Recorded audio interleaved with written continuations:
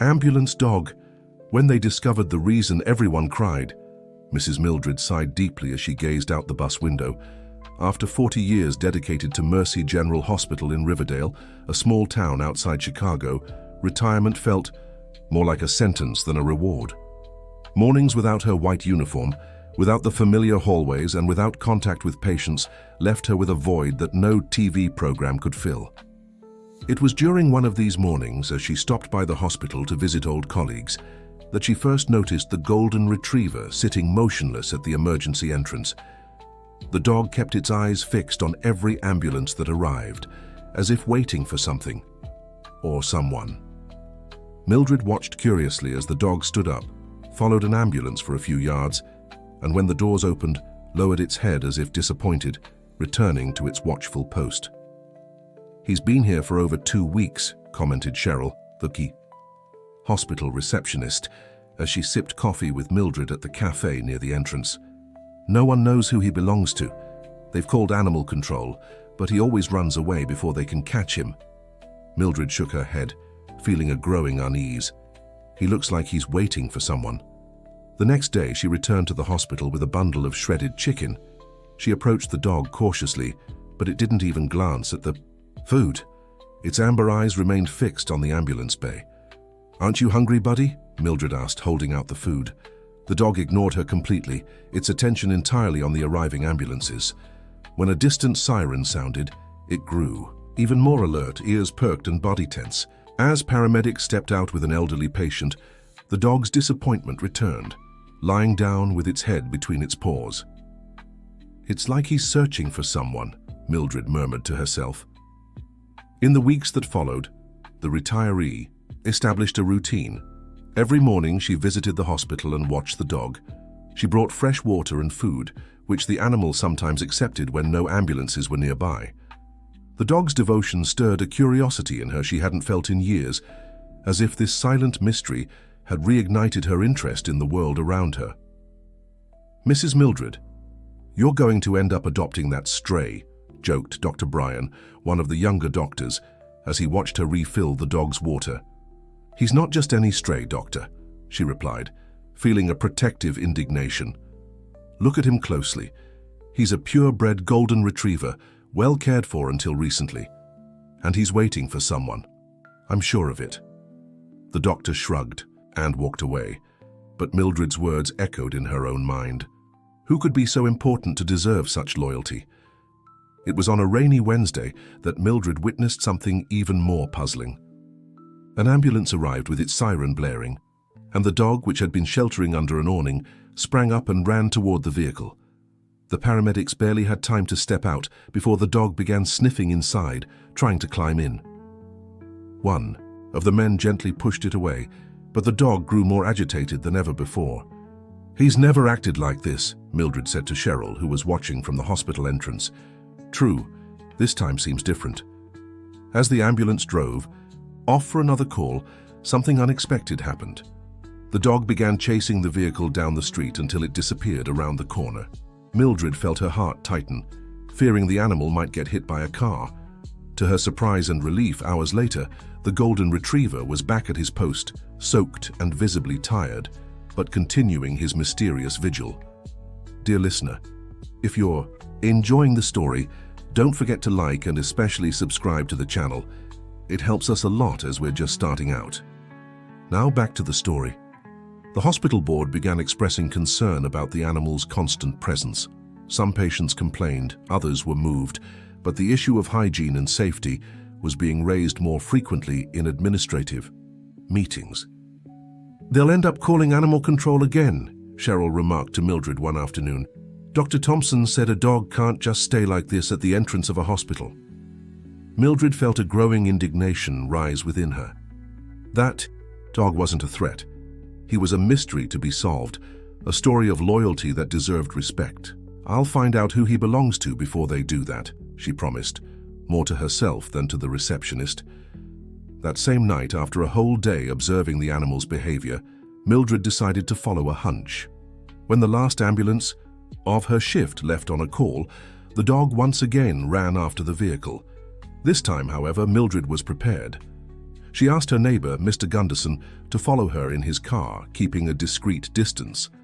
The dog ran for nearly 2 kilometers, crossing several downtown streets until reaching a quieter residential neighborhood.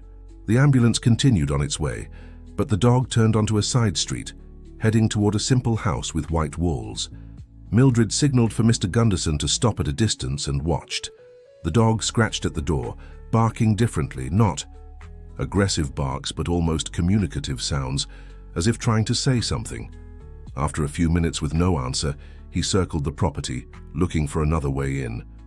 Finally, he lay down in front of the gate, in a posture of waiting that Mildred knew well. He lives here, she concluded, feeling she was closer to unraveling the mystery.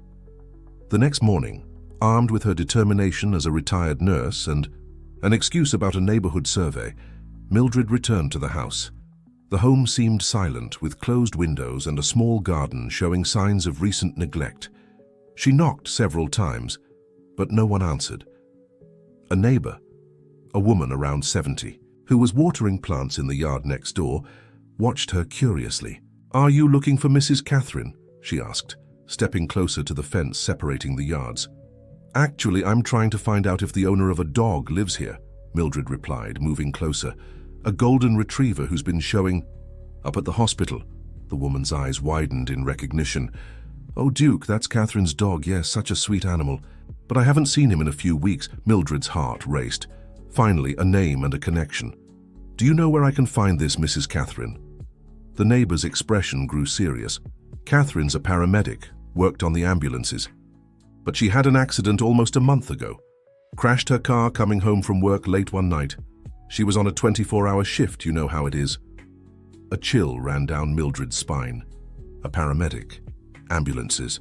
The dog's behavior was starting to make sense. "Is she okay?" she asked, dreading the answer. The neighbor shrugged. "I'm not sure. Heard she was taken to a hospital in Chicago because of how serious it was. Had family there, I think. The house has been closed up since then. I kept an eye on things at first, but after that I didn't hear anything else." At that moment, as if summoned by the conversation, the golden retriever appeared around the corner, walking slowly toward the house. Seeing Mildred, he stopped for a moment, watching her carefully before approaching the front door and lying down in the same spot as before. "Look who's here!" exclaimed the neighbor. "Poor thing. He must be looking for his owner. I even fed him the first few days, but then he disappeared." Mildred thanked her for the information and approached the dog, who now looked at her with what seemed like a mix of expectation and exhaustion. For the first time, he allowed her to pet him, closing his eyes briefly as he felt her touch his head. "So you're Duke," she said softly, "and your owner is a paramedic. That's why you chase ambulances." Looking closer, Mildred noticed something she hadn't seen before. The dog had a worn-out collar nearly hidden by his thick fur. On it was a small metal tag with something engraved so faded it was barely legible. She took a picture of the tag with her old phone, promising herself she'd try to decipher what it said when she got home. Back in her modest apartment, Mildred enlarged the photo on the computer her grandson had given her as a gift, insisting she needed to connect with the world. The image was blurry, but she could still make out a name, Duke, and a partially legible phone number. Gathering her courage, she called the number, but an automated message informed her the line had been disconnected. Another dead end. It was when her grandson, Ethan, came for his weekly visit that she had a new idea. "Ethan, I need your help." "With something important," she said, telling the 19-year-old the whole story of the mysterious dog. The young man listened with growing interest, his eyes lighting up at the mystery. When he saw the photo of the tag, he had an idea. "Grandma, I can try to enhance this image with some apps, and we could post it on the town's social media. Maybe someone knows this Catherine or has more info about the accident." Mildred agreed eagerly. For the first time in months, she felt useful, involved in something that mattered. Ethan, in turn, was happy to see his grandmother excited about something, after months of watching her quietly fade in retirement. That same night, Ethan created a post on local social media. "Information wanted. This golden retriever named Duke has been at Mercy General Hospital for weeks, chasing ambulances. We've learned his owner is a paramedic named Catherine, who was in an accident about a month ago. We're trying to reunite them, or at least find out what happened to her. Any information is welcome. The post included photos of the dog at the hospital entrance and in front of the locked house. The young man also added the house address and the partial number from the tag, hoping someone might recognize it. Meanwhile, at the hospital, the situation was growing tense. An official memo had been issued by the administration. The constant presence of unsupervised animals on hospital premises poses health and safety risks to patients and staff. We request that security take immediate action to remove the animal from hospital grounds. Cheryl showed Mildred the document the next morning, visibly worried. They're calling animal control tomorrow morning, Mildred. Dr. Thompson already approved it. The retired nurse felt her blood boil. After 40 years dedicated to that hospital, after witnessing countless acts of compassion within those walls, the bureaucratic coldness toward a loyal animal left her furious. No, they won't, Cheryl. Not while I can do something about it. Determined, Mildred went to speak directly with Dr. Thompson, the hospital's administrative director. The middle-aged man, always busy with spreadsheets and meetings, hurriedly attended to her between appointments. Mrs. Mildred, I understand your concern, but we have protocols. A hospital is no place for loose animals. We've already had complaints from allergic patients and worried mothers with children. Doctor, this dog isn't just any stray, she argued, maintaining the composure years of nursing had taught her. He belongs to a paramedic, Catherine, who was in an accident. We're trying to find her. The animal is only looking for his owner. The director seemed to hesitate briefly, a shadow of recognition crossing his eyes at the name. Catherine Wilson. Mildred felt a flicker of hope. I don't know her last name, Doctor. Do you know her? Dr. Thompson adjusted his glasses, suddenly uneasy. If it's who I'm thinking of, she worked for the outsourced ambulance service that covers our area. Excellent professional, but that doesn't change our policy, Mrs. Mildred. I can give you until the end of the week, but if the animal stays here, we'll have to call animal control. It was less than she'd hoped for, but still a small victory. 3 days to find Catherine or a solution for Duke. As she left the hospital that afternoon, Mildred noticed something different about the golden retriever. He was limping slightly on his right front paw, and when she got closer, she spotted a small makeshift bandage made of gauze and medical tape. Someone's been taking care of you, she murmured, stroking his golden fur. The bandage was fresh and made with standard medical supplies. Some hospital staff member was secretly helping the animal. That gave Mildred new hope. That evening, her grandson burst into the apartment excitedly. Grandma, we've got news. The post blew up on social media. Over 200 shares and tons of comments. Some people recognized the dog and confirmed he really belongs to the paramedic. Mildred leaned in to see the phone screen he was showing her, adjusting her glasses to read the comments. Among the messages of support and emotion, one especially caught her attention. I know this story. Catherine Wilson was a paramedic for First Response Medical, the outsourced company that serves Mercy General Hospital and the area. She adopted the dog 6 years ago after rescuing him from a highway accident. Duke has always been very attached to her and sometimes even rode along with the ambulance teams at community events. Catherine is a hero.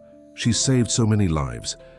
The comment was from a Rachel Barnes, who identified herself as Catherine's former co-worker.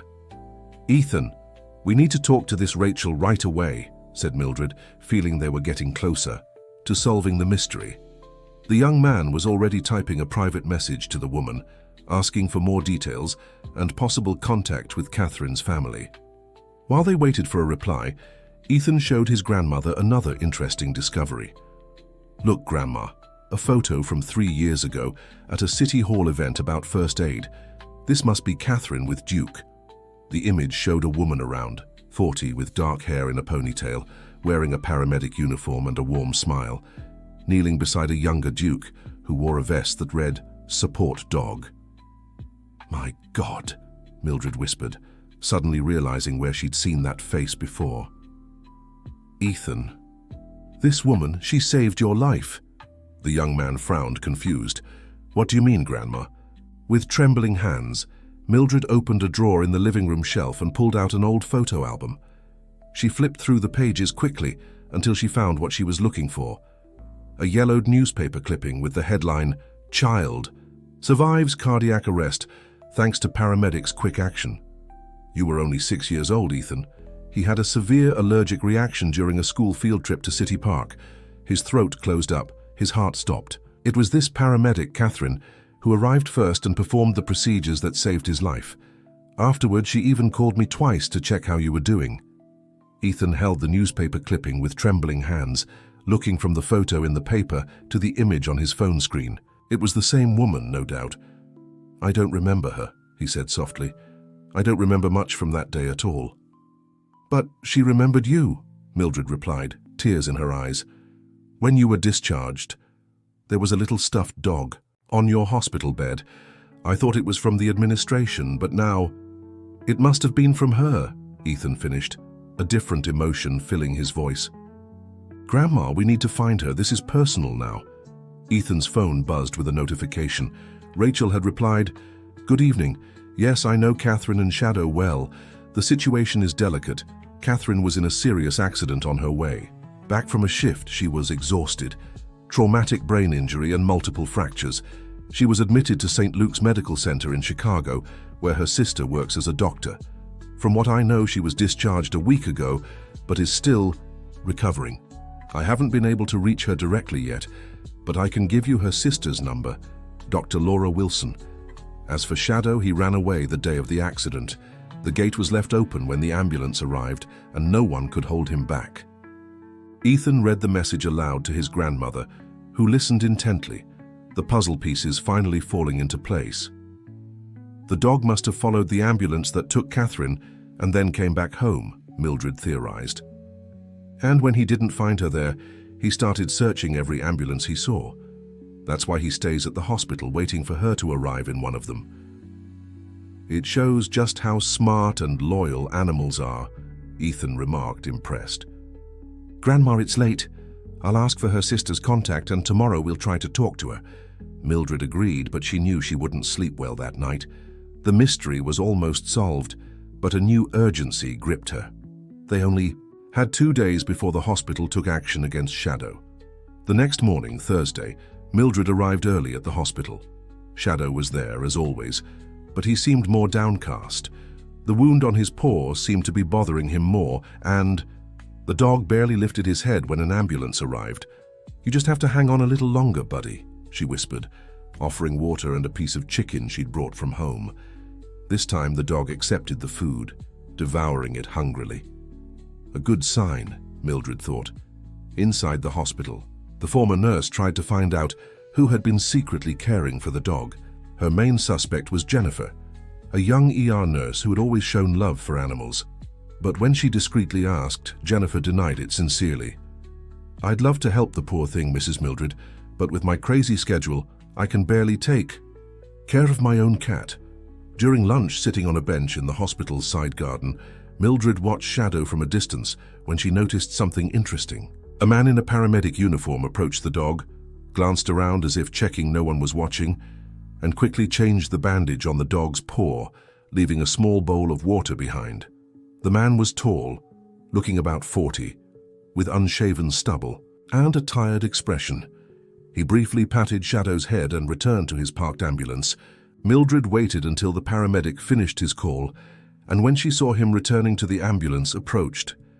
"Thank you for taking care of him," she said bluntly. The man seemed momentarily startled, but his shoulders relaxed when he realized Mildred meant no harm. "You noticed, didn't you?" He smiled shyly. "My name is Michael. I worked with Catherine for 5 years. Duke was practically the mascot of our team." Mildred extended her hand, which he shook warmly. "I'm Mildred, a retired nurse. I found out the dog belongs to Catherine Wilson, a paramedic who was in an accident." Michael nodded, his expression growing more serious. "Catherine is one of the best people I've ever known. Dedicated, tireless. She saved more lives than I can count. Duke was her constant companion. When she wasn't on duty, he'd wait for her at home, but when she was working, he'd sometimes stay at the station with us, especially on stormy days. "Do you know how she's doing?" Mildred asked, hopeful for more recent updates. Michael shook his head. "We don't have details. The company doesn't share much information, and Catherine was pretty private about her personal life. I know she's in Chicago with her sister. The accident was bad, but she's strong." Mildred told Michael about the deadline the hospital had given and the investigation she and her grandson were conducting. The paramedic listened carefully, immediately offering to help. "I can try to convince the folks at the station to take Duke in temporarily, at least until we find out more about Catherine. It wouldn't be ideal, but it's better than the pound." As they talked, Michael's radio crackled, calling him back to the ambulance for another emergency. "I have to go, but give me your number. Let's stay in touch," he said, handing Mildred his card. When she got home that afternoon, Mildred found Ethan already waiting for her with exciting news. "Grandma, I got to talk to Dr. Laura, Catherine's sister," he announced, barely containing his excitement. She was really emotional when she heard about Duke. She said Catherine was discharged 10 days ago, but is still recovering at her place in Chicago. She can't travel yet because of the head trauma, and she keeps asking about the dog. They thought one of the neighbors had taken him. Mildred felt her heart grow lighter, at least some of the worry fading. "What did she say we should do?" "That's the problem," Ethan frowned. "Catherine will still be in Chicago for at least 2 more weeks. Dr. Laura suggested we try to find a temporary home for Duke until Catherine is well enough to come back or take him there." The challenge remained. Finding a temporary home for a large dog wasn't easy, especially with so many people living in small apartments. Mildred's own building didn't allow pets. "I thought about taking him in myself, Grandma, but the apartment I share with my college buddies is tiny, and the landlord is super strict about pets." Mildred nodded in understanding. Then an idea began forming in her mind. "Ethan, call Dr. Laura again. I want to talk to her personally. I think I have a solution, but we need to act fast." While her grandson made the call, Mildred also phoned. Michael, the paramedic. A plan was coming together, and she'd need all the help she could get to pull it off in time. On Friday morning, the last day of the hospital's deadline, Mildred arrived determined. She'd barely slept, busy with preparations and phone calls, but she felt more energized than she had since retiring. Duke was in his usual spot, but something about his behavior had subtly changed. He seemed more restless, standing up frequently, and staring intently at the hospital's main entrance, not just the ambulance bay. "What is it, boy? What are you seeing?" Mildred asked, stroking his golden fur. At that moment, Michael arrived wearing his paramedic uniform, accompanied by a woman around 45 years old with dark hair, dressed in a medical coat over casual clothes. "Mrs. Mildred, this is Dr. Laura Wilson, Catherine's sister," Michael introduced. The woman smiled, extending her hand to Mildred. "You have no idea how grateful we are for everything you've done," said Dr. Laura, her voice trembling with emotion. "Catherine has been desperate since she found out Duke was here alone. She would have come herself if she were in any condition." Before Mildred could respond, an excited bark cut through the air. Duke had noticed the doctor's presence and was running toward her, wagging his tail wildly and jumping around her with a joy no one had seen in weeks. "He recognizes Catherine's scent on you," Michael remarked, smiling at the dog's reaction. Dr. Laura knelt down, hugging the animal with tears in her eyes. "Hi, Duke, my sweet boy. Your mom misses you so much. She's okay, you know. Everything's going to be all right now." The reunion moved everyone present, including some patients and staff passing by. Duke licked the doctor's face and sniffed her clothes, likely searching for the familiar scent of his owner. Mildred explained to Dr. Laura how persistent Duke had been, chasing ambulances and keeping his constant vigil at the hospital. The doctor listened intently, alternating between smiles and tears. Catherine always said Duke was special, that he understood things other dogs didn't. She trained him to recognize epileptic seizures and even changes in blood sugar. He once saved her life when she had severe hypoglycemia at home. The conversation was interrupted by the arrival of Dr. Thompson, the hospital director. accompanied by 2 security guards and a man in the municipal animal control uniform. "Mrs. Mildred, I'm sorry, but the deadline is up," said the director, unable to meet the former nurse's eyes. "Hospital policy is clear about animals on the premises." "Dr. Thompson," Mildred interjected firmly, "this is Duke, the dog of paramedic Catherine Wilson, who worked in the ambulance service serving this hospital for over 10 years. And this is Dr. Laura Wilson, Catherine's sister and a physician, at St. Luke's Medical Center in Chicago." The director seemed momentarily taken aback, nodding at the doctor in greeting. "Even so, Mrs. Mildred, the rules—" "Doctor," Dr. Laura stepped in, "I completely understand the concern for hospital regulations. But this dog isn't just any animal, he's a trained medical assistance dog. Catherine personally trained him to identify emergencies and seek help." The director hesitated, visibly torn between the rules and the unusual situation before him. "The issue isn't just his presence here, but what to do with him now," he finally replied. "We can't simply leave him unsupervised on hospital grounds." That's when Ethan arrived, accompanied by a gray-haired woman Mildred recognized as Rachel, Catherine's former colleague they had contacted through social media. "That won't be necessary, Doctor," Mildred said with a confident smile. "We have a solution. Starting today, Duke will be under the care of the city fire station, where they're already preparing a proper space for him. Chief Sullivan, an old friend of Catherine's, personally authorized it after hearing about the situation. And on weekends, he'll stay with me," Rachel added, stepping closer to the group. "I've taken care of him many times when Catherine had long shifts." The plan had been carefully organized the night before, with the help of several people touched by the dog's story of loyalty. Michael had spoken to his superiors in the ambulance service. Ethan had mobilized Catherine's former colleagues through social media, and Dr. Laura had arranged all the necessary documentation to prove that Duke was a medically trained assistance dog. Dr. Thompson considered the situation for a moment before sighing in surrender. "Well, if the animal has a proper home, then the problem is solved. I'm glad a civilized solution was found for this case." As the director and the security guards walked away, Dr. Laura turned to Mildred, holding her hands in hers. "You and your grandson are true angels. Catherine cried when I told her everything you did for Duke. She really wants to meet you in person once she's recovered." "Tell her the whole hospital is rooting for her recovery," Mildred replied, moved. "Duke is proof of how loved she is." Michael approached with a new leash for Duke, who accepted it without resistance, as if understanding that a new chapter was beginning. "Shall we take him to see his temporary home?" the paramedic asked, speaking directly to the dog, who wagged his tail in response. Before they could leave, Ethan, who had been watching the scene with a smile, stepped forward. "Dr. Laura, I wanted to ask a favor.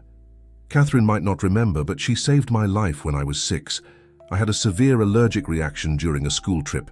She performed the procedures that kept me alive until I reached the hospital." The doctor smiled, visibly touched. "Catherine remembers every life she's saved, Ethan. I'm sure she'll be moved to know you're doing well, and that you've now repaid her kindness by helping save Duke." As the group headed to the parking lot, with Duke walking happily beside Dr. Laura, Mildred felt a sense of fulfillment she hadn't experienced since hanging up her nurse's uniform. The mystery had been solved, and more than that, she had found a new purpose. That night, sitting in her apartment with a cup of tea, Mildred received a text on her phone. It was a photo sent by Dr. Laura, Duke lying comfortably on an improvised bed at the fire station, surrounded by smiling firefighters. Below the image, a simple message. Catherine saw the photo on the video call and fell asleep, smiling for the first time since the accident. "Thank you for everything." Mildred felt her eyes well up. For someone who thought her days of making a difference had ended with retirement, the past week had been a revelation. The mystery of the ambulance dog had brought back not only her energy, but also her faith in humanity and in herself.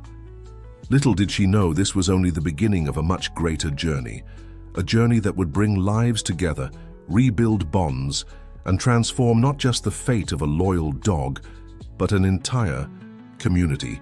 Meanwhile, Duke slept peacefully for the first time in weeks, finally certain that his wait wouldn't be in vain. His Catherine was alive, and one day, perhaps not too far off, they would be together again. Until then, he had found new friends, people, with hearts as generous as his beloved owners. And for now, that was enough to soothe his dog's heart. 3 weeks had passed since Duke was taken in by the fire station. The Golden Retriever had adapted surprisingly well to his new routine, winning over the hearts of all the firefighters and paramedics with his gentle and intelligent nature. During Mildred's visits to the station, she always felt moved seeing how the dog was treated with such care and respect, almost like an honorary member of the force. That Saturday morning, Mildred walked toward Rachel's house, where Duke spent his weekends. She carried a rawhide bone she'd bought especially for him, a little treat for the dog who had turned her monotonous retired life into a mission full of purpose. "Oh, Mrs. Mildred, I'm so glad you're here," Rachel exclaimed as she opened the door, her face marked by a worried expression that immediately alarmed the former nurse. "Did something happen to Duke?" Mildred asked, her heart tightening. "Not with him, thank goodness. It's Catherine." Rachel lowered her voice, guiding Mildred into the modest but tastefully decorated home. "Dr. Laura called me last night. Catherine had a relapse. Nothing too serious, but the doctor recommended another month of complete rest in Chicago."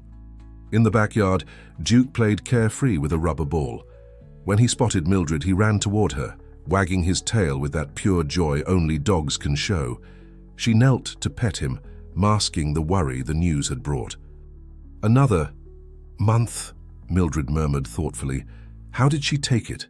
"She was devastated," Rachel replied, pouring coffee for them both on the small porch overlooking the yard.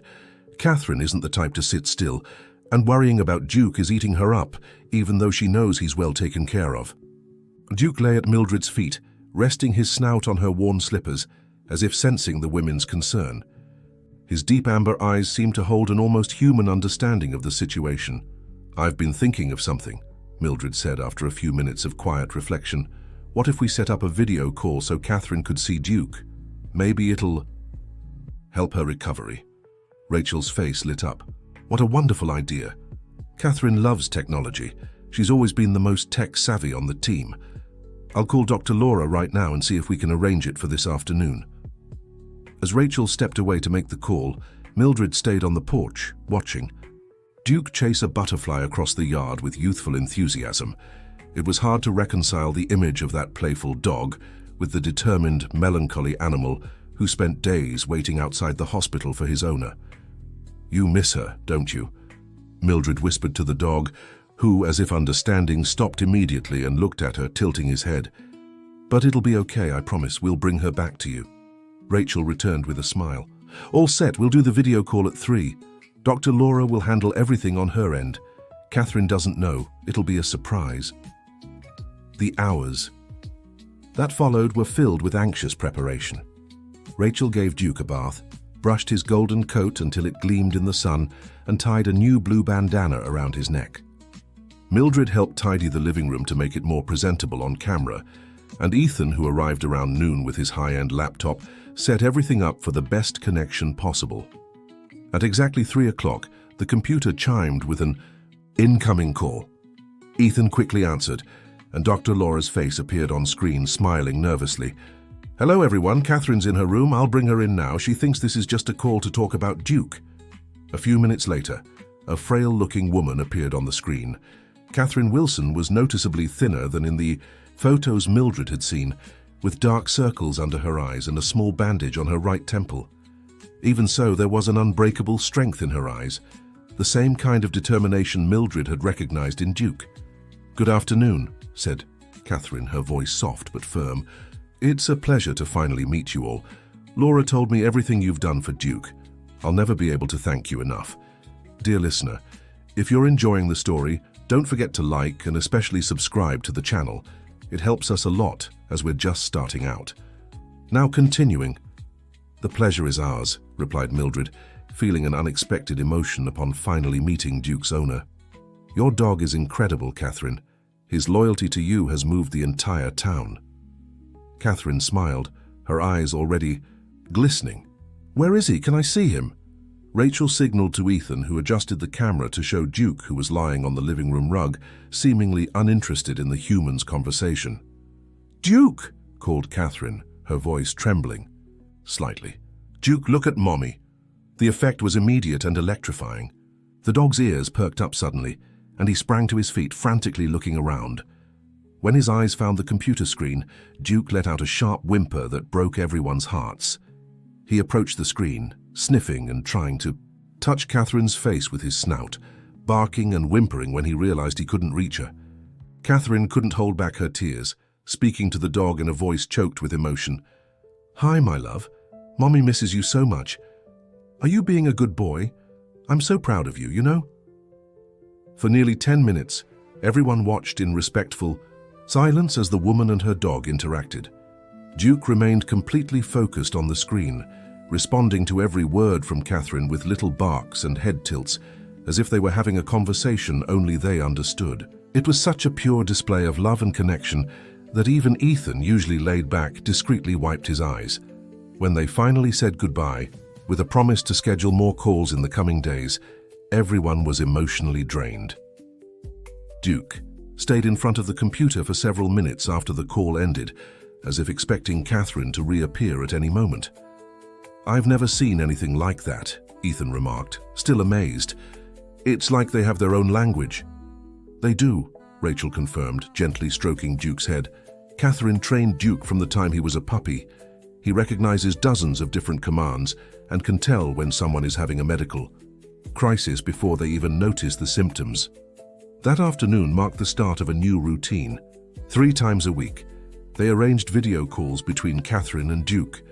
The medical team in Chicago soon noticed that the conversations with the dog had a remarkable therapeutic effect on Catherine, whose health indicators improved after each contact with her faithful companion. At the fire station, Duke had also become more than just a mascot. Chief Sullivan, impressed by the dog's intelligence and training, began allowing him to accompany some educational operations. During a visit to a local school, the children were delighted when Duke demonstrated how to recognize a person who had fainted and seek help, barking in a specific way and guiding the firefighters to the victim in a simulation. 2 weeks after the first video call, Mildred received an unexpected phone call. "Mrs. Mildred, this is Dr. Thompson from Mercy General Hospital."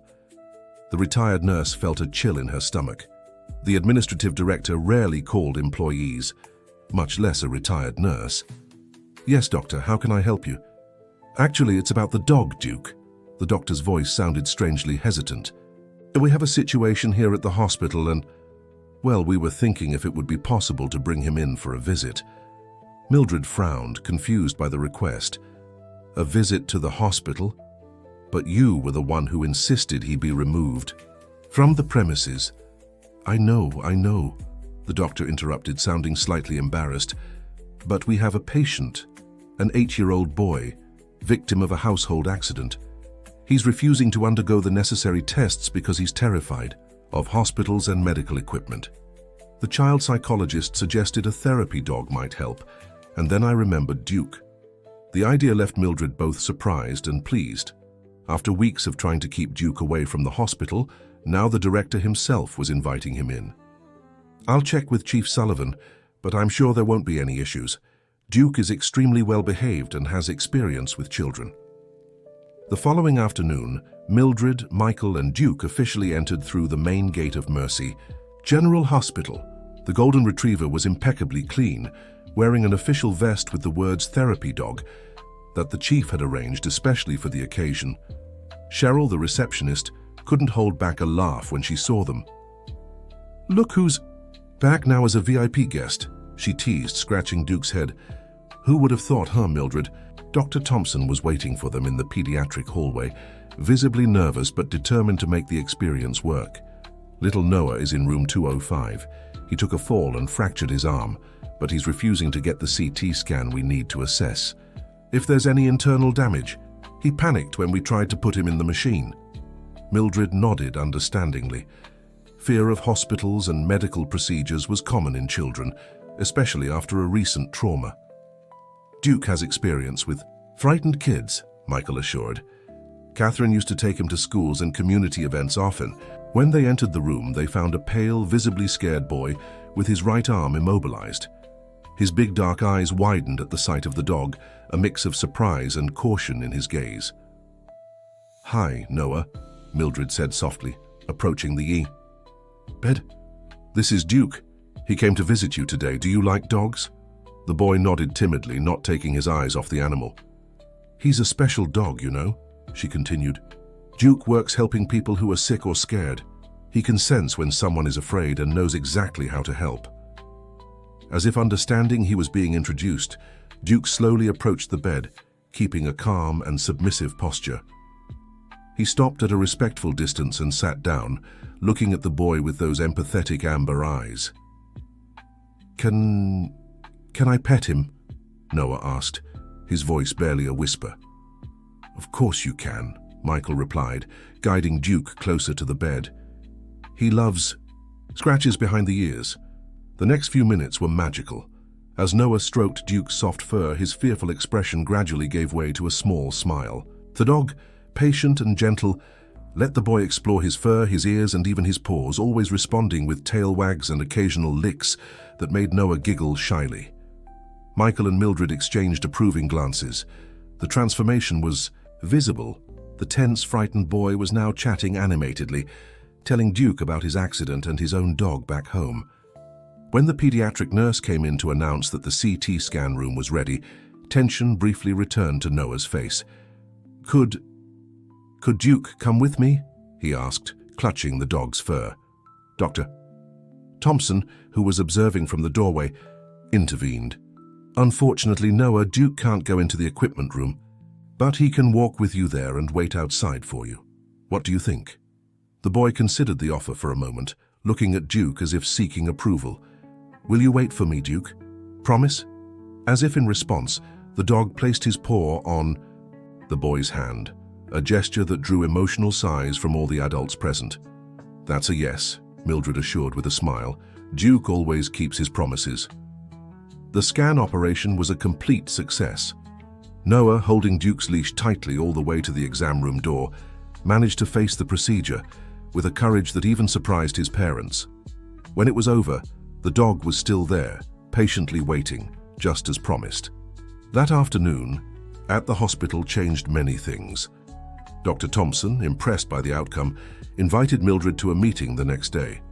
"Mrs. Mildred, what we saw today made me rethink many of our policies," admitted the director, seated in his impeccably organized office. "Little Noah's reaction was remarkable, and the pediatric team can't stop talking about it." Mildred waited, curious to see where this conversation would lead. "What do you think about the possibility of implementing a pilot pet therapy program here at the hospital?" he finally asked. "Something small to start, maybe 1 or 2 weekly visits to the pediatric wing." The idea took Mildred by surprise. When Duke first began his vigil at the hospital entrance, she never imagined it could lead to an official program. "I think it's a wonderful idea, Doctor. There are already many studies proving the therapeutic benefits animals can bring to hospitalized patients." "Exactly," the doctor agreed. "And if Catherine agrees, we'd like Duke to be our first official therapy dog. So of course we'd need your help coordinating the program, Mrs. Mildred. Your experience as a nurse would be invaluable." Mildred's heart raced. Coordinating a pet therapy program. It was an opportunity to return to what she loved most, caring for people, but in a completely new and challenging way. "I'd be honored, Dr. Thompson, but I need to check with Catherine first. Duke belongs to her, and any decisions about him must have her approval." The doctor nodded, pleased. Of course. And when she returns, there'll be a place for her in the program too, if she's interested. Her experience as a paramedic and trainer would be a huge asset." That evening, during their scheduled video call, Mildred and Ethan told Catherine about the experience at the hospital and Dr. Thompson's proposal. They expected enthusiasm, but the paramedic's reaction was surprisingly reserved. "A pet therapy program," she murmured, her face on the computer screen revealing a complex expression: surprise, pride, and something else Mildred couldn't immediately identify. "Duke would be perfect for it. I always knew that." There was A strange silence before Catherine continued. But I'm not sure it would be good for him long-term. Duke is trained for specific situations, not to be a general therapy dog. Mildred and Ethan exchanged confused glances. I thought you'd be happy about the idea, Mildred said cautiously. It's a chance for Duke to help people, something he clearly loves doing, and it would be recognition for the training work you've done with him. Catherine sighed, running a hand through her dark hair. I'm sorry, I'm being ungrateful. Of course, it's a wonderful proposal and I'm honored you thought of us. It's just... She hesitated, as if carefully choosing her words. Duke isn't just a pet or an ordinary assistance dog. He was trained for something very specific. Mildred's curiosity was immediately piqued. Something specific? What exactly? There was another moment of hesitation before Catherine responded. Duke is part of a pilot project I developed when I was still in nursing school. He was trained to detect subtle physiological changes that precede medical emergencies. Shifts in breathing, specific body odors, small behavioral changes most people wouldn't notice. The revelation left Mildred and Ethan speechless. It explained the dog's obsession with ambulances and his constant vigilance at the hospital. Are you saying he can predict medical emergencies before they happen? Asked Ethan, fascinated. Not exactly predict, but identify early signs, Catherine corrected.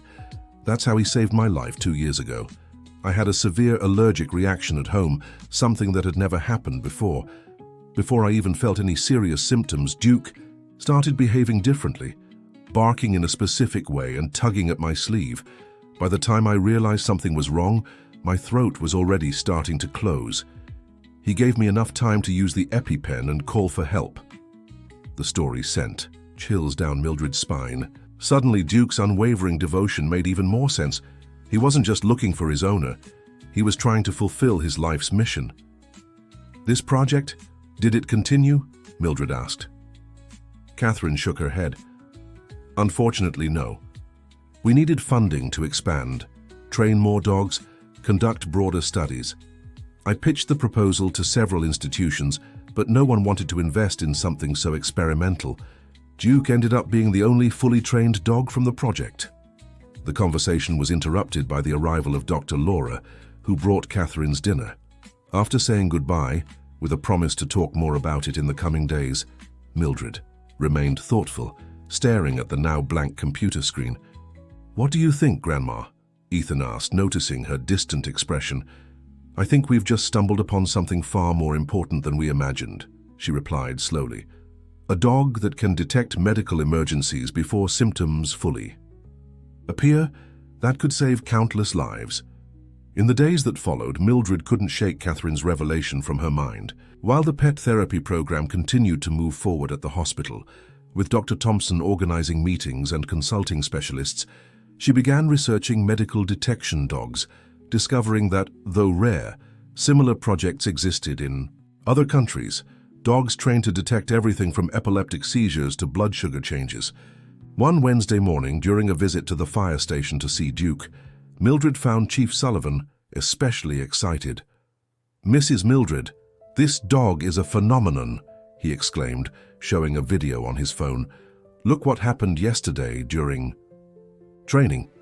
The video showed a rescue simulation with firefighters practicing first aid techniques. Duke watched quietly from a corner, seemingly uninterested, when suddenly he stood up and ran to one of the firefighters, an older man who was participating as an instructor. The dog began barking insistently, tugging at the man's uniform sleeve. At first, we thought he just wanted to join the simulation, the chief explained, but Mr. Jenkins, our most experienced instructor, started feeling chest discomfort 5 minutes later. We took him to the hospital and they found he was showing early signs of a heart attack. The doctors said the quick response was crucial. Mildred felt her heart race. It was exactly what Catherine had described. Duke had detected the first physiological signs of a heart problem, even before Mr. Jenkins himself was consciously aware of them. Chief, this wasn't a coincidence, she said, quickly explaining. Duke's specialized training as revealed by Catherine. He saved the instructor's life because that's exactly what he was trained to do. Chief Sullivan listened intently, his respect for the animal visibly growing with every word. "My God, this is revolutionary. A dog that can identify medical emergencies before symptoms fully manifest. Imagine the impact if we could train more animals like this." That same afternoon, Mildred organized an emergency meeting at the hospital. Dr. Thompson, Chief Sullivan, Michael, Rachel, and Ethan gathered in the conference room, where she shared both Catherine's findings and the incident at the fire station. "What we have here is much more than a pet therapy program," concluded Mildred, feeling an energy and purpose she hadn't experienced since her most active years as a nurse. "We have the opportunity to revive a potentially revolutionary project for emergency medicine." The excitement in the room was palpable, but Dr. Thompson, ever pragmatic, raised the most obvious question: what about funding? Catherine mentioned she couldn't get support for the project originally. "That was before," interjected Ethan, who had remained silent until then. "Before Duke became a local hero, before we had evidence like Mr. Jenkins' case, before we had a multidisciplinary team interested in the project. Not to mention technology has advanced a lot in recent years," added Michael. "Now we have ways to document and analyze results that didn't exist when Catherine started the project." A plan began to take shape. Dr. Thompson committed to presenting the proposal to the hospital board, while Chief Sullivan secured the fire department's support for practical testing. Ethan, with his social media skills, volunteered to create a promotional campaign to attract sponsors. "What about Catherine?" asked Rachel, voicing the concern they all shared. "How is she feeling about all this happening while she's away?" It was a valid question. In recent video calls, Catherine had seemed increasingly anxious and frustrated, with her slow recovery and the distance keeping her from Duke and her work. "I'll talk to her tonight," replied Mildred. "I'll explain everything we discussed and make sure she understands this is still her project. We're just helping to restart it until she can return and take charge." That night's video call was different from the previous ones. Catherine looked more worn out, with deep dark circles and a pallor that immediately worried Mildred. "Are you okay?" she asked after the initial greetings. "You look tired." Catherine forced a smile that didn't reach her eyes. "Just frustrated with how slow the recovery is. The doctors say I'm making progress, but every day here feels like an eternity." After a few minutes of light conversation and the usual interaction between Catherine and Duke, still fascinating to watch, Mildred told her about the hospital meeting and the incident with the fire instructor. "Catherine," everyone was amazed when they heard about the original project. "Dr. Thompson is willing to present it officially to the hospital board, and Chief Sullivan has secured the fire department's support. We could finally continue your research, with Duke as living proof of the concept." Instead of the excitement she expected, Mildred saw Catherine's face tighten into a pained expression. "You don't understand, do you?" she said, her voice suddenly trembling. "This project was my dream, something I worked on for years. And now, while I'm stuck in this bed, all of you are moving forward with it without me." The bitterness in her voice took Mildred by surprise. "Catherine, no one is trying to take your project," she assured, realizing too late the mistake they'd made. "The idea was always to lay the groundwork for when you return." "What if I don't return?" The question came out almost as a shout, followed by tears Catherine tried unsuccessfully to hold back. "The doctors talk about progress and recovery, but no one tells me the full truth about my condition. What if I can never work as a paramedic again? If I can never train dogs like Duke?" The silence that followed was heavy and painful. Duke, sensing his owner's distress even through the screen, began to whimper, scratching at the laptop as if trying to reach her. It was Ethan who finally broke the silence, his voice gentle but firm. "Catherine, when I was 6, you saved my life during a severe allergic reaction. It was probably just another workday for you, but for me and my grandmother, it was everything. We never got the chance to thank you properly, and when we found out Duke was your dog, it felt like the universe was giving us that opportunity." Catherine looked at him, tears still streaming down her face, but her expression now softer, surprised. "You were the boy in City Park, the one with the bee sting?" Ethan nodded, smiling. "That was me. I don't remember much from that. day, but my grandmother kept the newspaper clipping about the incident. Not only did you save my life with your medical skills, but you even took the time to give me a golden retriever stuffed animal when I was in the hospital. I still have it." The revelation seemed to strike Catherine deeply. She wiped her tears, looking from Ethan to Mildred with new eyes. "I remember you, Mildred, the devoted grandmother who never left her grandson's side for a minute. What an unbelievable coincidence." "I don't believe in coincidences," Mildred replied softly. "I believe we're being given the chance to repay what you did for our family. And I want you to understand one thing very clearly. No one is trying to steal your dream or take your place. We're just keeping the flame alive until you can come back and take the lead." Catherine's expression gradually softened, the initial anger giving way to reluctant acceptance. "I'm sorry for the outburst. It's just hard to be away, hearing about all these things happening and feeling like I'm losing everything." "You're not losing anything," Ethan assured. "In fact, thanks to Duke, you're gaining a whole team of people committed to your project, people who believe in your dream as much as you do." The conversation continued for over an hour, with Catherine sharing details of Duke's training and her original research. By the end, a new plan had been outlined. Catherine would participate remotely in project meetings while Mildred would act as her in-person representative. All major decisions would be consulted with her, and her intellectual authorship would be acknowledged in any project-related documents or publications. "I'll try to convince the doctors to release me sooner," Catherine said as they said goodbye. Maybe not to return to full work, but at least to be physically present for meetings and project development. When the call ended, Mildred leaned back in her chair, exhausted but satisfied. The crisis had been averted, and a new phase of collaboration was beginning.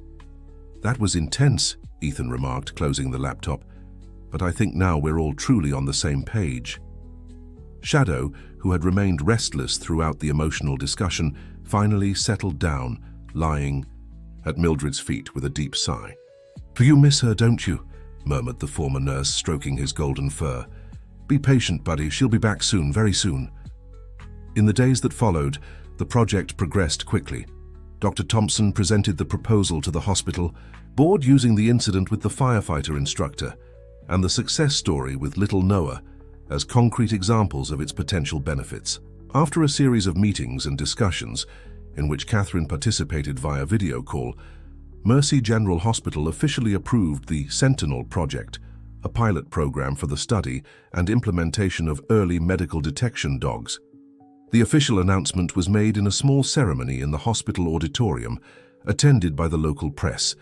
Shadow, wearing his official vest, was the star of the event, behaving impeccably as photographers captured images of the golden retriever, alongside Dr. Thompson, Chief Sullivan and Mildred, who represented Catherine. "This is a historic day for our hospital and our community," declared Dr. Thompson in his speech. "The Sentinel Project represents not just a medical innovation, but also an inspiring story of dedication, both canine and human." The local newspaper ran a full-page feature on Shadow and the project, titled "The Dog Who Chased Ambulances, a Tale of Loyalty That Transformed Local Medicine." The article detailed the Golden Retriever's saga, from his tireless vigil at the hospital to his role as a pioneer in the new program. The news spread quickly, sparking a wave of interest and support. A medical equipment company from Chicago offered to sponsor the project, and a state university expressed interest in partnering to conduct scientific studies on canine detection methods. Amid all this whirlwind of positive developments, a cloud of worry hung over Mildred. In their recent video calls, Catherine had seemed increasingly anxious and determined to return as soon as possible, often talking about discharging herself or convincing the doctors to release her prematurely. "I'm worried about her," Mildred confided to Rachel one afternoon as they shared coffee at the diner near the hospital. "Catherine is obsessed with the idea of coming back immediately, even if the doctors don't recommend it. I'm afraid she might do something reckless and jeopardize her recovery." Rachel nodded, equally concerned. Catherine has always been like that, determined to the point of stubbornness. Once she gets something in her head, it's nearly impossible to change her mind. "We have to do something," Mildred decided. "We can't let her risk her health." The solution came from an unexpected source. That same evening, during dinner, at her apartment, Ethan proposed an idea that made Mildred's eyes light up. "What if we took Shadow to visit her in Chicago?" the young man suggested. "Maybe seeing the dog in person would help Catherine calm down and accept the time needed for a full recovery. The logistics would be complicated. Shadow had never traveled by bus over long distances, and none of them owned a car. There was also the question of where they would stay in Chicago, since hotels that accepted large animals were rare and expensive. "We could try an online fundraiser," Ethan suggested. "With all the attention Shadow's story has gotten, I'm sure plenty of people would help." The idea was good, but there was an even bigger obstacle. "We can't just show up there unannounced," Mildred pointed out. "If Catherine finds out, she'll want to prepare, maybe even try to rush her discharge to impress us. Then we don't tell her." Ethan's solution was simple and straightforward. "We only spoke with Dr. Laura, asked her to keep it a secret, and planned a surprise." The plan began to take shape. Ethan created an online fundraising campaign titled "Help Duke Visit His Owner in the Hospital." In less than 48 hours, the amount needed for the trip was reached, with donations coming not just from local residents, but from people across the country who had been moved by the story shared on social media. Dr. Laura, when contacted, enthusiastically supported the idea. "This would be wonderful for her recovery," she exclaimed over the phone. "Catherine has been growing increasingly restless and frustrated. Seeing Duke in person might be just the emotional boost she needs to accept the rest of her treatment with more patience." With the help of Chief Sullivan, who offered his personal truck and volunteered to drive to Chicago himself, everything was arranged for the following weekend. Duke had a special veterinary checkup to ensure he was in perfect condition for the trip, and Rachel prepared a travel kit for the dog, complete with his favorite toys, special food, and even a blanket carrying the familiar scent of home. On to E. Saturday morning at 5 o'clock, Mildred, Ethan, Duke, and Chief Sullivan set off for Chicago. The Golden Retriever, as if sensing the importance of the journey, behaved impeccably the entire way, lying on the back seat with his head resting in Mildred's lap. "He seems to know exactly where we're going," remarked the chief, observing the dog's unusual calm in the rearview mirror. "Duke always knows more than we think," Mildred replied, stroking his golden fur as she admired the passing scenery. "That dog has a sensitivity many humans should envy." The 4-hour drive passed quickly with lively conversations about the future of the Sentinel Project and Chief Sullivan's rescue stories. When they finally arrived in Chicago, they went straight to the address Dr. Laura had given them. Not the hospital, as Mildred had expected, but an apartment in a quiet residential neighborhood. "Catherine was discharged 3 days ago," Dr. Laura explained as she greeted them at the building's entrance. "But she's still recovering here in my apartment under home medical supervision. The doctors prefer she avoid strong emotions, so I didn't tell her about your visit." The doctor led them up to her 4th-floor apartment. Before entering, she gave final instructions. "Catherine is on the balcony, getting morning sun as part of her therapy. Here's what we'll do. I'll go in first and distract her with some conversation. Then you'll enter quietly with Duke, and we'll let the surprise happen naturally."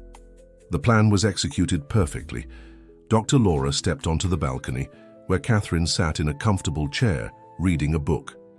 Mildred, Ethan, and the chief waited in the hallway, holding Duke's leash as he grew increasingly excited, sniffing the air eagerly. When they heard Dr. Laura call, they quietly entered the apartment and positioned themselves at the balcony. Daughter. Catherine had her back to them, chatting with her sister about the book she was reading. Duke, upon seeing his owner, froze for a second, as if not believing his eyes. Then, before anyone could react, he let out a joyful bark and tugged the leash so hard it slipped from Ethan's grip. Catherine turned at the familiar sound, her face transforming into an expression of pure astonishment and joy that brought tears to everyone's eyes. "Duke, Duke!" she exclaimed, struggling to stand as the dog dashed toward her, jumping and barking in an explosion of canine happiness.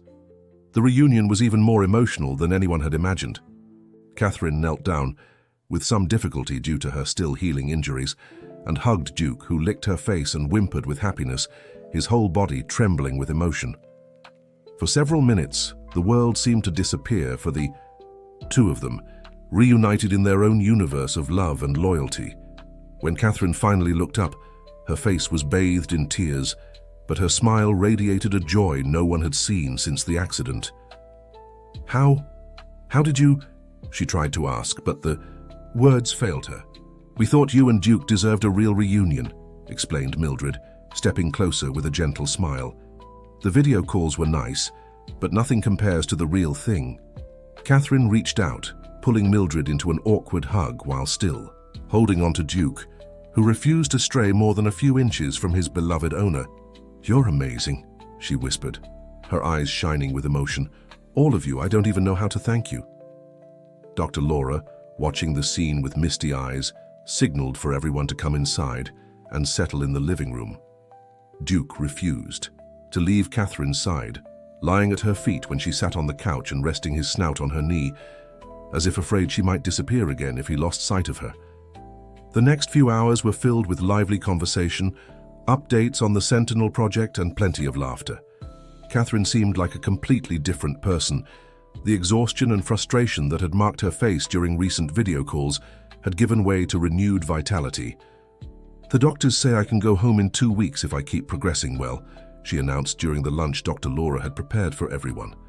Not back to work yet, but at least to my own home and routine. What about the Sentinel project? Asked Chief Sullivan. We're all eager to have you officially in charge. Catherine's smile widened even more. I can't wait. Laura showed me all the news coverage and materials you sent. It's more than I ever dreamed of achieving for the project. The credit is all yours, Mildred said sincerely. You had the vision and the knowledge to create something truly revolutionary. We just helped bring back what was already brilliant from the start. The afternoon passed quickly, with Duke receiving attention from everyone but always returning to Catherine, as if trying to make up for every minute of their months apart. When it was finally time to leave, since they needed to return to Riverdale before nightfall, a melancholy mood settled over them. He has to go with you, doesn't he? Catherine asked, her voice thick with restrained emotion. Yes, Mildred replied gently. But it's only 2 weeks, Catherine. Soon you'll be together permanently. Catherine nodded, stroking Duke's golden fur with trembling hands.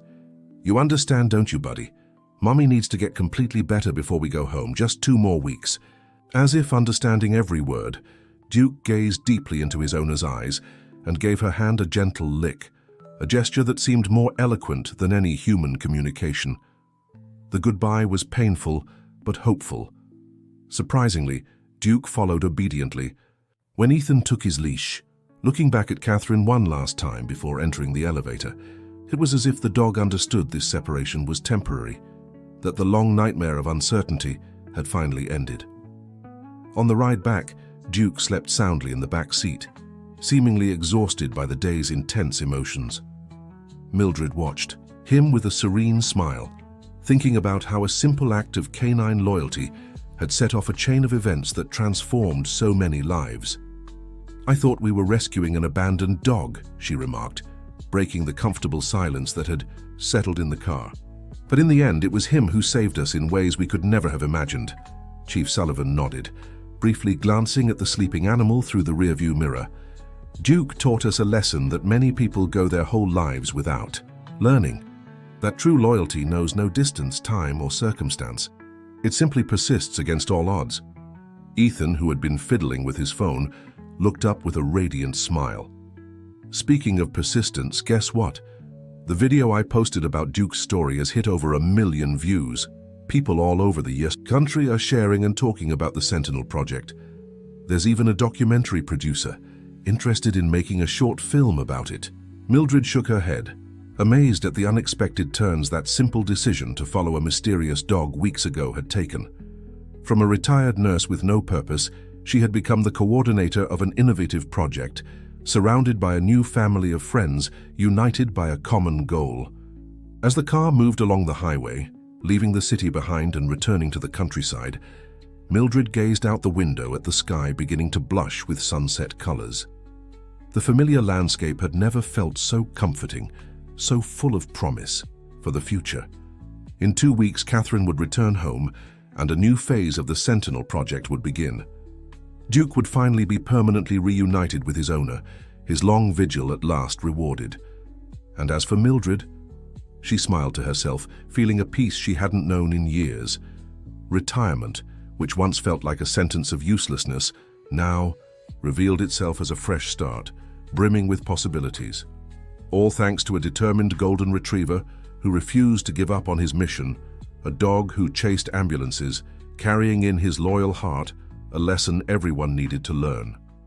And as Duke slept, perhaps dreaming of the reunion to come, his body truly relaxed for the first time in months. His owner was alive, recovering, and soon they would be together again. His long wait had not been in vain. His unshakable faith finally rewarded. The next 2 weeks passed in a mix of anticipation and frantic preparation. Mildred, now officially the coordinator of the newly established Sentinel project, divided her time between hospital meetings, visits to the fire station to check on Duke, and renovating her own apartment to temporarily accommodate Catherine upon her return. "Are you sure it's not too much trouble?" Ethan asked, as he helped his grandmother convert the small office into a temporary bedroom. "Your apartment barely has enough space for you as it is." Mildred smiled, watching the young man assemble a single bed in the room that had once held only an old desk and stacks of nursing magazines. "On the contrary, my dear, this house has had more than enough space since your grandfather passed. Having Catherine here for a few weeks while she adjusts will be a joy." The truth was, Mildred felt more alive than she had in years. The Sentinel project had given her a new purpose, restoring the sense of usefulness that retirement had stolen. More than that, the whole situation with Duke and Catherine had created a new family around her, not by blood but by shared bonds and purpose. The news of Catherine's return stirred the small community that had formed around Duke. Michael and the paramedic team prepared a special welcome at the station. Rachel organized a list of volunteers to help in the first days, offering everything from rides to home-cooked meals. Even Dr. Thompson, always formal and bureaucratic, had personally ensured that Catherine would have access to free physical therapy at the hospital as part of the rehabilitation program. Duke, in turn, seemed to sense his owner's imminent return. Recent days, his behavior had subtly changed. He was more alert, more energetic, as if he knew the long separation was about to end. On Wednesday afternoon, the day before Catherine's arrival, Mildred received an unexpected call. "Mrs. Mildred, this is Dr. Laura, Catherine's sister." Something in the doctor's tone made Mildred's heart tighten. "Did something happen? Is Catherine all right?" "Physically, yes," Laura replied hesitantly, "but I'm worried about her emotional state. Since your visit, she's been obsessed with the idea of immediately returning to work when she comes back. She talks about going back to the ambulances as soon as possible, about expanding the Sentinel project to the entire region. I'm afraid she'll be disappointed when she realizes her recovery will still take longer than she thinks." Mildred sighed, perfectly understanding the doctor's concern. Catherine was clearly the type of person who measured her self-worth by her productivity and independence. The forced period of inactivity was probably eating her up inside. "Thank you for letting me know, Dr. Laura. I'll try to help her adjust her expectations gradually when she arrives here." After hanging up, Mildred remained thoughtful, sitting at the kitchen table. She knew from her own experience how the transition from an active professional life to a period of physical limitation could be devastating to one's self-esteem. She had faced similar feelings when she was forced to retire at 70 after decades, dedicated to nursing. The next day, Chief Sullivan offered his truck again to pick up Catherine in Chicago. The return trip was smooth, with Duke in the back seat clearly anxious, standing up and looking out the window every few minutes, as if searching for familiar signs. "He knows we're bringing her back," the chief remarked, watching the dog's behavior in the rearview mirror. "Duke understands more than we realize," Mildred replied, sitting in the passenger seat while Catherine rested in the back, her head against a pillow with Duke vigilantly at her feet. The paramedic was quieter than usual during the trip, alternating between short naps and long periods staring out the window, lost in thought. When they finally arrived in Riverdale early that evening, a small crowd was waiting in front of Mildred's building. Michael, Rachel, Ethan, Cheryl, Dr. Thompson, and at least a dozen firefighters and paramedics held up a makeshift banner that read, "Welcome back, Catherine and Duke." Colorful balloons decorated the building's entrance, and a small table with snacks and soda had been set up in the common area. Seeing the reception, Catherine brought her hand to her mouth, her eyes brimming with emotion. "I didn't expect you didn't have to." "Of course we did," Michael interrupted, opening the truck door to help her down. "You're practically a legend among us, Wilson." Duke jumped out of the vehicle next, and for a moment seemed torn between staying by Catherine's side or greeting his friends from the station. The dilemma lasted only seconds before he decided to stay firmly glued to his owner's leg, as if afraid she might disappear again if he lost sight of her. The small gathering was warm but brief, everyone aware of the travel fatigue and Catherine's need to rest. When they finally went up to Mildred's apartment, accompanied only by Ethan carrying the bags, the paramedics seemed both touched and exhausted. "Thank you for everything, Mrs. Mildred," she said as she entered the cozy little apartment. "I don't even know how to repay such kindness." Mildred smiled, guiding her to the makeshift bedroom. "There's no need to repay anything, dear. We just want you to recover fully. We can talk about the rest tomorrow after a good night's sleep." That first night, Mildred was awakened by a soft sound coming from the living room. When she got up to check, she found Catherine sitting on the couch with Duke lying at her feet, both illuminated only by the dim light of a lamp. "Sorry if I woke you," Catherine murmured, noticing her presence. "I couldn't sleep." "Pain?" Mildred asked, sitting beside her. "Not exactly, just too many thoughts." Catherine absent-mindedly stroked Duke's fur as she spoke. "I keep thinking about everything that happened. How Duke persevered when I disappeared, how all of you rallied for us." Mildred stayed silent, letting Catherine continue. "You know, Mrs. Mildred, this medical detection dog project has been my dream since college. When funding was denied repeatedly, I kept going alone with Duke, convinced that one day I'd prove its worth. And now," her voice wavered slightly, "now that it's finally happening, I'm afraid I won't be up to it." There it was, the real worry tormenting Catherine. It wasn't just frustration with her slow recovery, but the fear of not living up to the expectations that had formed during her absence. "Catherine, can I tell you something?" Mildred asked gently. "When I retired after 40 years as a nurse, I felt like I'd lost my purpose in life. The walls of my apartment seemed to close in on me every day. I watched TV and read magazines, but nothing filled the void left by work."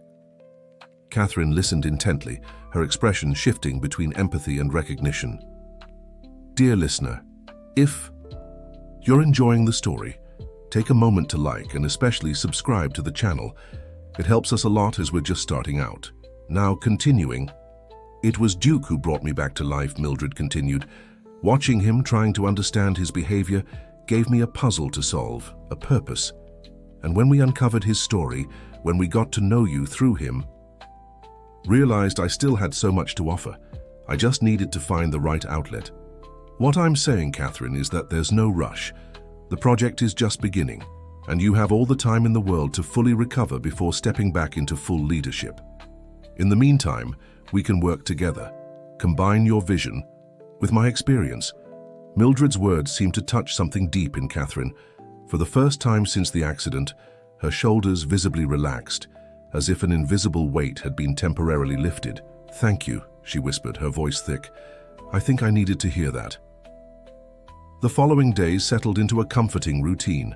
In the mornings, Catherine had physical therapy sessions at the hospital, usually accompanied by Duke, who quickly became the favorite of patients and staff alike. In the afternoons, she participated remotely in Sentinel project meetings, contributing her expertise while slowly regaining control over her creation. Mildred watched with satisfaction as Catherine gradually found her place in this new chapter of her life. The initial frustration with physical limitations lingered, but it was now tempered by a growing acceptance of the pace needed for full recovery. 2 weeks after her return, the Sentinel project reached a pivotal moment. Dr. Thompson had organized a formal presentation for potential sponsors and academic partners in the hospital auditorium. Catherine, still using a cane for support but visibly stronger, would be the main speaker. with Mildred and Chief Sullivan completing the panel. On the eve of the presentation, Catherine was nervous, repeatedly rehearsing her speech in Mildred's apartment. What if I stumble? What if they ask too many technical questions? It's been so long since I've spoken in public. You'll do wonderfully, Mildred assured her, pouring a calming cup of tea for both of them. No one knows this project better than you. Besides, Duke will be there as living proof of the concept. Hearing his name, the dog lifted his head from the rug where he was lying, wagging his tail slightly. He always knows when we're talking about him, Catherine laughed, momentarily distracted from her anxiety. Sometimes I think Duke understands English better than some people I know. The morning of the presentation arrived with radiant sunshine, almost like an omen of good news. The hospital auditorium was surprisingly packed, beyond the official. Guests, many hospital staff, firefighters and paramedics, showed up to offer moral support. Ethan had arranged a live broadcast on social media, so people from other cities interested in the project could follow along. Catherine, wearing a professional blazer over a simple blouse, managed to hide her nervousness well as she took her place on the makeshift stage. Duke, impeccably groomed and wearing his official vest, sat beside her with a posture that seemed almost aware of the moment's importance. "Good morning, everyone," she began, her voice shaky at first, but steadying as she spoke. "My name is Catherine Wilson, and 6 years ago I began a journey to train dogs capable of detecting early signs of medical emergencies." Over the next 40 minutes, Catherine led the audience through a fascinating presentation on the potential of medical detection dogs, explaining the scientific foundations of her work, sharing success stories, and finally presenting her vision for the future of the Sentinel Project. "What I propose isn't just an isolated program, but a new paradigm in preventive and emergency medicine," she concluded, her confidence now fully restored.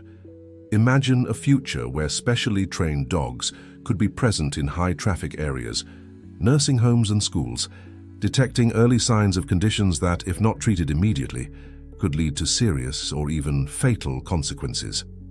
The practical demonstration that followed was even more impressive. With Michael's help and a volunteer nurse, who simulated subtle signs of an impending heart attack, Duke showed his ability to identify physiological changes almost imperceptible to humans, alerting them with specific behaviors that Catherine translated for the audience. When the Q&A session began, it was clear the presentation had been a resounding success. Representatives from the state university, local business owners, and even an envoy from the state health department expressed enthusiasm for the project. "Your presentation was extraordinary, Mrs. Wilson," remarked the university representative, a middle-aged researcher with admiration in her eyes.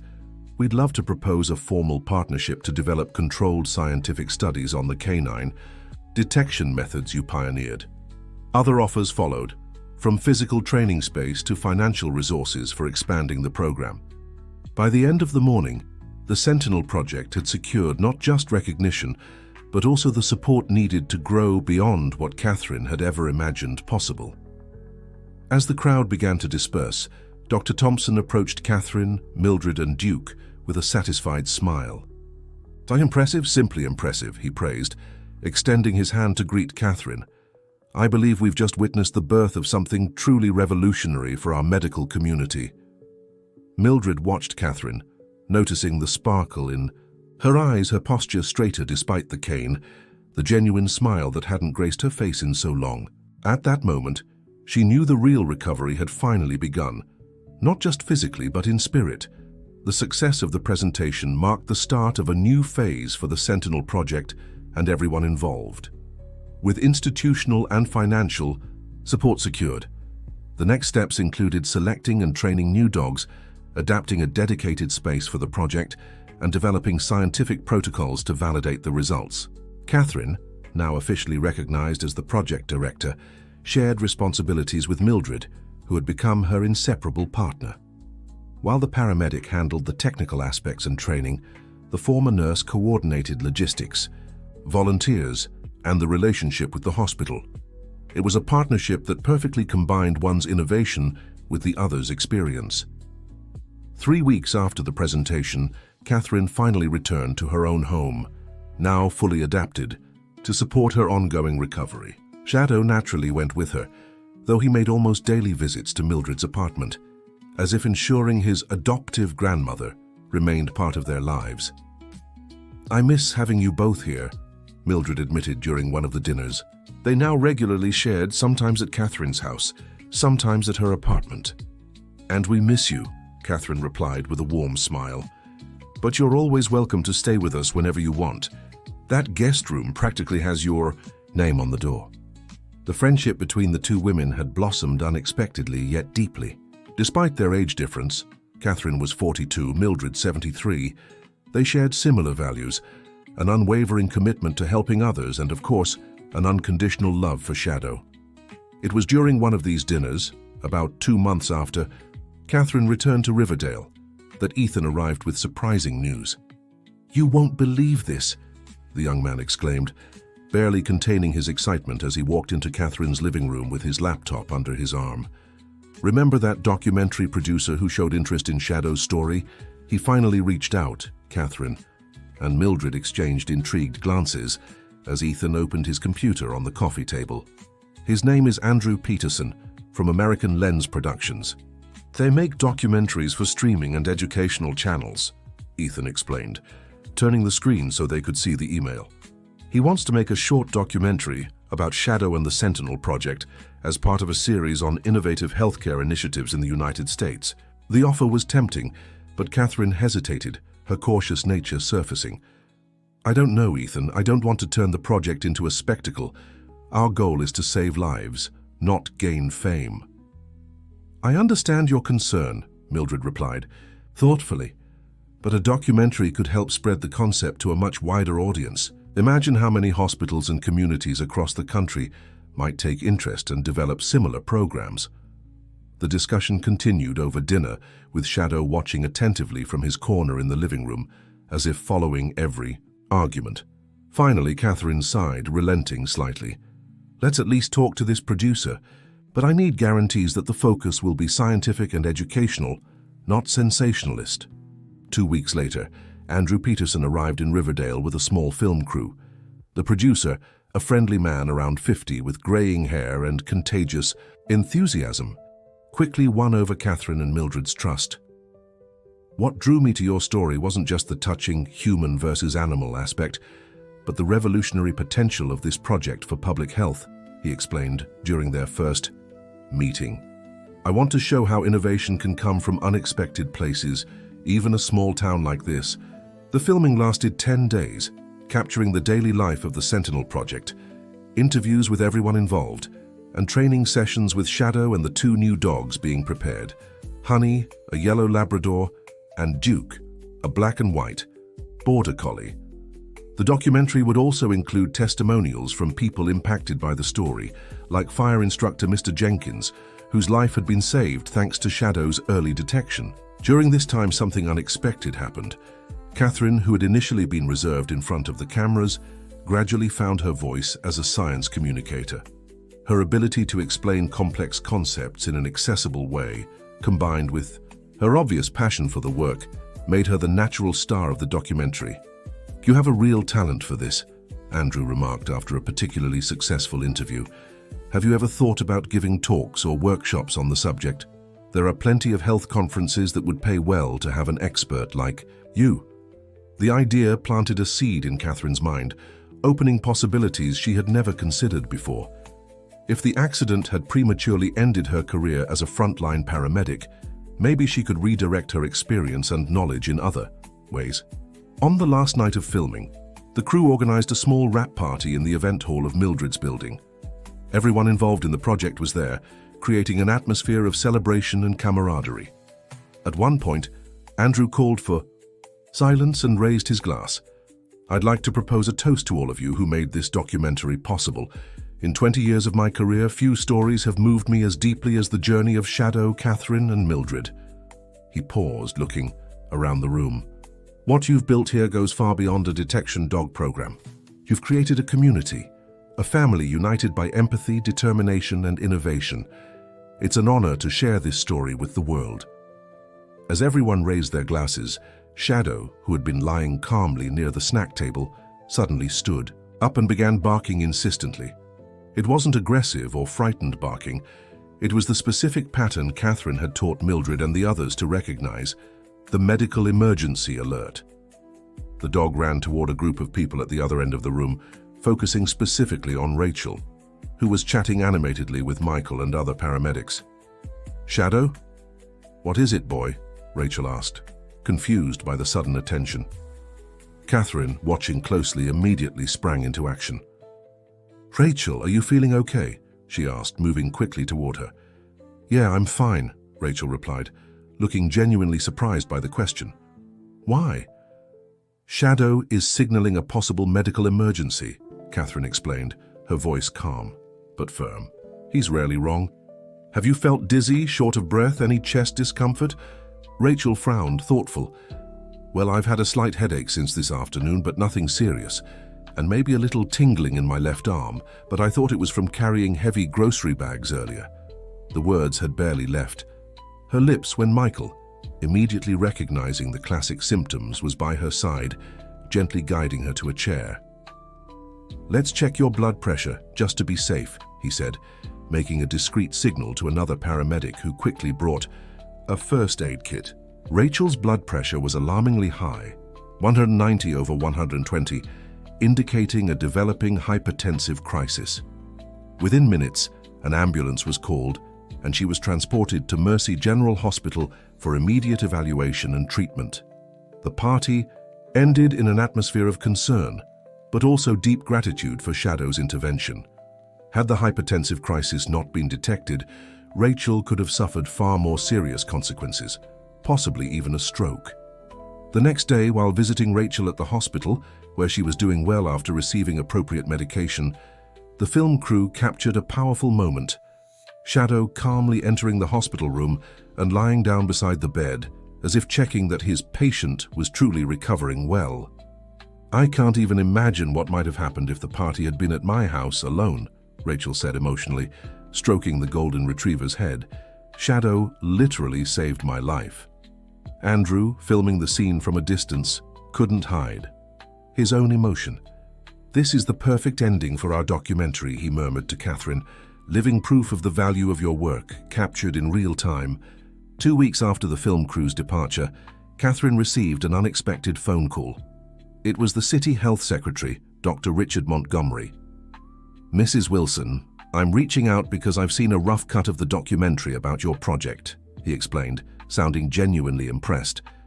"The producer, Mr. Peterson, shared a preliminary version with us as part of an initiative to secure government support for similar programs." Catherine listened with growing interest as the secretary continued, "We'd like to propose something ambitious. The city is considering establishing a medical detection dog training and research center inspired by your Sentinel project. It would be the first of its kind in the United States, possibly in Latin America." The proposal left Catherine momentarily speechless.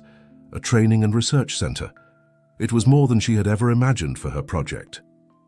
"We're prepared to allocate significant resources, including municipal land and part of the annual health budget," the secretary went on. "Naturally, we'd like you to take on the technical leadership of the center, with full autonomy to assemble your team." When Catherine hung up the phone 10 minutes later, she was still stunned by the magnitude of the opportunity that had just arisen. Her first impulse was to call Mildred, who heard the news with a mix of maternal pride and genuine excitement.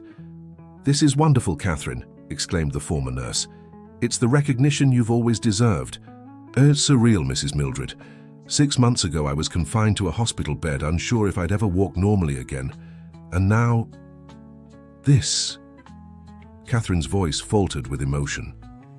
"And all thanks to Shadow, who never lost faith in me." Hearing his name, the dog, who had been lying at Catherine's feet, lifted his head and looked at her with those deep amber eyes that seemed to understand every word. "It wasn't just Shadow," Mildred gently corrected. "It was you. Your dedication. Your vision. Shadow was the catalyst, but the credit is yours, Catherine, never forget that." The following months brought a series of transformative changes for everyone involved. The documentary The Ambulance Dog was released on a streaming platform and quickly became a national phenomenon. moving viewers and sparking interest from medical communities across the country. The Medical Detection Dog Training and Research Center began to take shape, first on paper, with architectural blueprints and detailed plans, then in reality, with the renovation of an old community center provided by the city. Catherine, officially appointed as technical director, assembled a team that included veterinarians, professional trainers, nurses, and researchers. Mildred, though initially reluctant, accepted the role of administrative coordinator, bringing decades of hospital experience to help structure the new center. For a woman who thought her professional life had ended with retirement, it was as unexpected as it was welcome. Shadow naturally became the center's official mascot and demonstration dog, often used in training sessions to show new dogs the detection techniques. Honey and Duke, the first students of the expanded program, progressed quickly, each developing slightly different specialties. Honey showed particular talent for detecting glucose fluctuations, while Duke excelled at early identification of neurological symptoms. On a sunny spring Saturday, 6 months after construction began, the center was officially inaugurated in a ceremony that drew state officials, representatives from hospitals in various cities, and even a news crew from a national newspaper. Catherine, cane-free for 2 months and visibly recovered, spoke eloquently about the project's future and its potential to revolutionize preventive medicine. Beside her, Shadow sat with dignity, as if understanding the importance of the moment for his owner. This center represents more than just an innovative public health project, she concluded, her steady voice carrying restrained emotion. It symbolizes what we can achieve when we persist, despite adversity, when we recognize the value of unconditional loyalty, whether it comes from animals or humans. Her gaze met Mildred's in the front row, and a silent understanding passed between them. Two women whose lives had been completely transformed by the determination of a dog who refused to give up on his mission. After the official ceremony, as guests toured the new facilities guided by volunteers, Catherine found a quiet moment in the backyard garden, sitting on a bench under a leafy tree. Shadow lay at her feet, seemingly content just being beside his beloved owner. Mildred found her there a few minutes later, carrying 2 glasses of juice. "A private toast just between us," proposed the former nurse, sitting beside Catherine. "What shall we toast to?" asked Catherine, accepting the glass with a smile. "To new beginnings," suggested Mildred, "and to the incredible journey that brought us here." As the 2 women raised their glasses, Shadow lifted his head as if wanting to join the moment. Catherine laughed and bent down to stroke his golden fur. "You deserve a special toast too, my hero," she said affectionately, "for never giving up on me." The dog responded with a look so full of love and devotion that words would have been unnecessary. There they were, 3 souls bound by extraordinary circumstances, a paramedic who had nearly lost everything, a retired nurse who had rediscovered her purpose, and a golden retriever who, with his unshakable loyalty, had transformed not only their lives but an entire community. The sunset painted the sky in shades of orange and pink as Catherine finally stood, ready to return to the opening celebration. "You know, Mrs. Mildred," she reflected, observing the center full of life and promise, 7 months ago when I woke up in that hospital bed in Chicago, I thought I'd lost everything that mattered. My career, my independence, even Shadow. I never imagined that accident would end up being the start of something far greater than I ever dreamed. Mildred smiled, recognizing in Catherine's journey echoes of her own experience with forced retirement. "Endings are rarely truly endings," the former nurse mused. "Most of the time they're just doors closing so others can open." Shadow, as if agreeing, stood up and wagged his tail, looking expectantly toward the path leading back to the center. It was time to move forward, no longer chasing ambulances in desperate waiting, but leading the way toward a future where his extraordinary ability would save countless lives. And as they walked side by side back to the celebration, the paramedic, the nurse, and the dog whose loyalty had inspired a quiet revolution, they all knew this story, far from over, was just beginning its most promising chapter. 3 years later, the auditorium at the International Conference on Preventive Medicine in Chicago was packed, with healthcare professionals from various countries eagerly awaiting the next speaker. In the front row, a woman with completely white hair smiled proudly, accompanied by a young university professor and an elderly but still majestic golden retriever wearing an official vest with emblems from multiple medical institutions. "Ladies and gentlemen," the MC announced, "it is my great honor to introduce Dr. Catherine Wilson, founder and director of the American Center for Medical Detection Dogs, accompanied by her special assistants." Catherine took the stage to warm applause, followed by two younger dogs, Honey, the Labrador, and a new golden retriever named Apollo. The confidence in her movements now stood in stark contrast to the fragility of years past, though attentive observers might still notice a slight asymmetry in her gait, the last trace of the accident that had nearly cost her life. "Good afternoon, everyone," she began, smiling at the international audience. "Today I'll share with you the extraordinary journey that started with a dog waiting patiently at a hospital entrance and grew into a national network of detection. Dogs that has saved over 200 documented lives." From the front row, Mildred watched with tears of pride in her eyes. Beside her, Ethan, now a digital communications professor at the local university and responsible for the center's scientific outreach, discreetly documented the presentation for the project's social media. Shadow, lying comfortably between them, watched his owner on stage with the same unwavering devotion as always, even now that he was semi-retired, focusing more on training new dogs than fieldwork. Catherine's presentation was met with a standing ovation.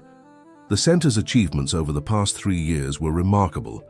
Not just dozens of trained dogs placed in hospitals, schools, and community centers across the United States, but also scientific research published in international journals, methodically validating what had begun as an experimental project by a visionary paramedic. When the Q&A session ended, Catherine stepped off the stage to meet Mildred, Ethan, and Shadow. "You killed it!" Ethan exclaimed, hugging her briefly. "Social media is already blowing up with comments about your talk. I'm so proud of you, dear," Mildred added, holding Catherine's hands in hers. "Look at what you've built from such a difficult moment." Catherine smiled, kneeling down to hug Duke, who received the affection with the same joy as always, even though his movements were now slower, affected by the arthritis beginning to compromise his joints. "I didn't do it alone," she replied, standing up again. "It was a journey we walked together, you, Ethan, Michael, Chief Sullivan, Dr. Thompson, and of course Duke, the true hero of this story." As they walked out of the auditorium where a reception for speakers awaited them, Catherine silently reflected on the path they had taken. The center now occupied an entire complex with modern training facilities, research labs, and even a small veterinary clinic. Over 40 dogs had already been trained and deployed across the country, each carrying a piece of Duke's legacy. "What are you thinking about?" asked Mildred, noticing Catherine's distant gaze. "About how life takes unexpected turns," she replied, watching Duke walk slowly ahead of her. "I remember the despair I felt when I woke up in that hospital thinking I had lost everything. I never imagined that accident would lead me to achieve something far greater than I ever dreamed." Mildred nodded, understanding perfectly. She herself had gone from a retired nurse without purpose to the respected administrator of an innovative center, a mentor to young professionals, and a co-author of scientific papers at 76. "Duke taught us the most valuable lesson," the older woman remarked. "That true loyalty isn't just about waiting patiently. It's also knowing when to chase after ambulances, even when everyone says it's pointless." Catherine laughed, a light and genuine sound that had become more frequent over the years. And to think it all started with a stubborn dog who refused to give up. That night, back at the hotel, Catherine sat on her room's balcony, gazing at the city lights stretching to the horizon. Duke rested at her feet, as he always did. Even now, growing older, he maintained that protective watch over her, as if his mission never truly ended. "You know, Duke," she whispered, stroking his ears, now streaked with white among the gold. "Sometimes I wonder who really saved who in this story." The dog lifted his head, looking at her with eyes that seemed to hold all the wisdom in the world. No words were needed to express what they both knew, that some connections transcend explanation, some loyalties defy all odds, and some endings are just the beginning of something far greater. And as the city slept under a starry sky, the paramedic and her faithful companion rested side by side, bound by an extraordinary journey that had begun with a simple act of canine faith, a dog who chased ambulances, guided by a love that refused to accept separation. Their story, now known across the country, would continue to inspire generations, a living testament to the transformative power of unconditional loyalty and perseverance in the face of seemingly insurmountable obstacles. The center they had, built together with Mildred, and so many others, would remain as an enduring legacy, saving lives long after they themselves became just a distant memory. But on that quiet night, all of that mattered less than the simple comfort of being together.